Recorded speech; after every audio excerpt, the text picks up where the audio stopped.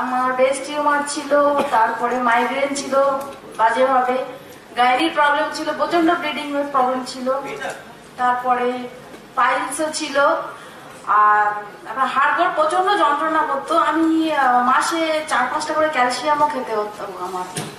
তো আর তারপরে আরেকটা ছিল সবচেয়ে বাজে, যে ব্লাড অ্যালার্জি ছিল। মানে 5 বছর আমি ঘুমাতে পারিনি, 5 বছর ধরে আমি ঘুমাতে পারিনি, কোনোদিন ঘুমাইনি। এত জ্বালা যন্ত্রণা, রাত্রিরে বসে বসে কাঁদতাম। প্রচুর ডাক্তার দেখিয়েছি, 14 বছর ধরে ডাক্তার দেখিয়েছি। কখনো যতক্ষণ ওষুধ খাই ততক্ষণ ভালো, আবার যেই কি সেই। তো একজন মালাকার আমাদের বাড়িতে ওই কেন কুচিনার কাজ করে, তো উনি এসে বলেছিলেন যে আপনি প্রোডাক্টটা মর্নিং বলে প্রোডাক্টটা খান, খেলে আপনার এই যত ধরনের অসুখ আছে সব মানে সেরে যাবে, হ্যাঁ কমে যাবে, প্লাস সেরেও যাবে। তো আমি কিছুতেই বিশ্বাস করিনি, এটা মানে এত বছর ধরে ডাক্তার দেখিয়েছি সারেনি, আর এটা খেলে কি আর সারবে। তা উনি জোর করে একটা ধরিয়ে দেন, দেওয়ার পরে আমি ওটা খেতে থাকি। তো অ্যালার্জিটা প্রথমে প্রচুর বেড়েছিল, আরো বেড়েছিল। তখন আমি জ্বালা চোটে গায়ে, নিজের গায়ে গরম জল পর্যন্ত ঢেলেছি, আগুনও পর্যন্ত ধরিয়ে দিতাম, এত যন্ত্রণা হতো, জ্বালা যন্ত্রণা, রস পুঁজ রক্ত এগুলো বেরোতো। তো খাওয়ার পরে 15 দিন পরে দেখলাম যে ওই জ্বালা যন্ত্রণাটা আস্তে আস্তে কমে গেছে, 15 দিন পর।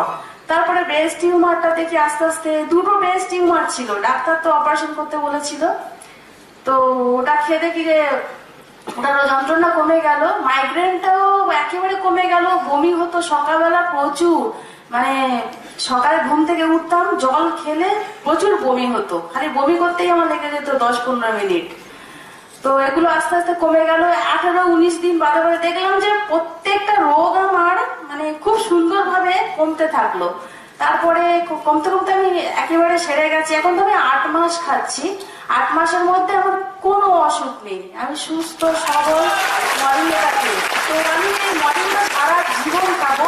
প্লাস আমি এই এত আমার মর্নিংটা খেয়ে এত অভিজ্ঞতা, আমার বসে আছেন আমার পি মশাই, হ্যাঁ দিল্লিতে ওনারা খান, দিল্লিতেও পার্সেল করেছি, হায়দ্রাবাদেও পার্সেল করেছি, আপনার সমস্ত জায়গায় আমি ওনাদের খেয়েছি, ওনারাও সুস্থ আছেন, উনি বসে আছেন আমার সামনে।